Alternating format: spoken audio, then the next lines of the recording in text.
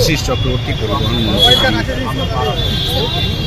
রাস্তায় আবারও নেমেছেন এবং আজকে নির্দিষ্ট করে হাসপাতালগুলোর সামনে তিনি ভিজিট করছেন। আপনারা জানেন রাজ্যের মুখ্যমন্ত্রী মমতা বন্দ্যোপাধ্যায় তিনি উষ্মা প্রকাশ করেছিলেন যে হাসপাতালগুলোর সামনে দীর্ঘক্ষণ ধরে মানুষ কেন দাঁড়িয়ে থাকবে, তারা এমার্জেন্সিতে আসেন, তাদের বাড়ি ফেরার তাড়া থাকে কিংবা বাড়ি থেকে রোগীর কাছে পৌঁছানোর তাড়া থাকে। ফলে সেই জায়গা থেকে আমরা দেখব যে পরিবহন মন্ত্রী তিনি আজকে পথে মুখ্যমন্ত্রীর নির্দেশের পরে, মুখ্যমন্ত্রী সে অর্থে ধমকের পরে, ভর্ৎসনার পরে আজকে তিনি হাসপাতালের সামনে এসেছেন। এখন থেকেই হাসপাতালের সামনে হয়েছে এবং তিনি জানালেন প্রায় 750 বাস বেড়েছে এবং 4100 ফ্রিকোয়েন্সি অর্থাৎ 3300 যে ফ্রিকোয়েন্সি ছিল সেটা প্রায় সরকারি বাসের ক্ষেত্রে 4100 হয়েছে।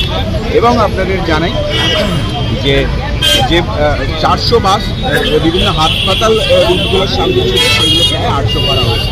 ফলে এখনও তিনি সাধারণ মানুষের সাথে কথা বলছেন, তাদের সমস্যার কথা জানছেন এবং সেই বাস তারা পাচ্ছেন কিনা, কোন রুটের বাস কম, তার সঙ্গে তার অফিসারেরা রয়েছেন তাদেরকে সঙ্গে সঙ্গে তিনি ইনস্ট্রাকশন দিচ্ছেন যে রুটে বাস নেই তিনি তাদের কাছে সরাসরি তিনি তাদের কাছে জানছেন এবং যে যে রুটগুলোতে বাস কম, কেন কম, সেই সমস্ত আমরা মিটিং করেছি।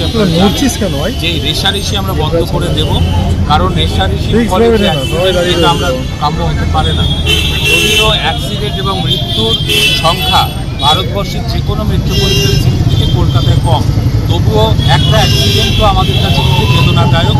তাই আমরা একটা অ্যাপ নিয়ে আসছি যেগুলো ড্রাইভারের সাথে প্রতিদিন আমরা যুক্ত করে দেব এবং ড্রাইভারকে সেই অ্যাপটা ফলো করলে আমরা তাকে কন্ট্রোল করতে পারবো, ট্র্যাক করতে পারবো। ট্র্যাক করলে সে কত স্পিডে গাড়ি চালাচ্ছে বা কোথায় আছে এটা কিন্তু আমরা ধরতে পারবো। এটা খুব বেশি সময় লাগবে না।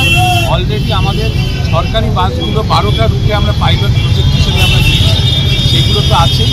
আমরা বেসরকারি বাস সংগঠনের সাথেও পুলিশ প্রশাসন মিটিং করবে, করে এটা খুব তাড়াতাড়ি আমরা লঞ্চ করে দিলে আমরা অ্যাক্সিডেন্টের পরিমাণ কিন্তু অনেকটা কমাতে পারবো এবং রেশারেশিও কমাতে পারবো।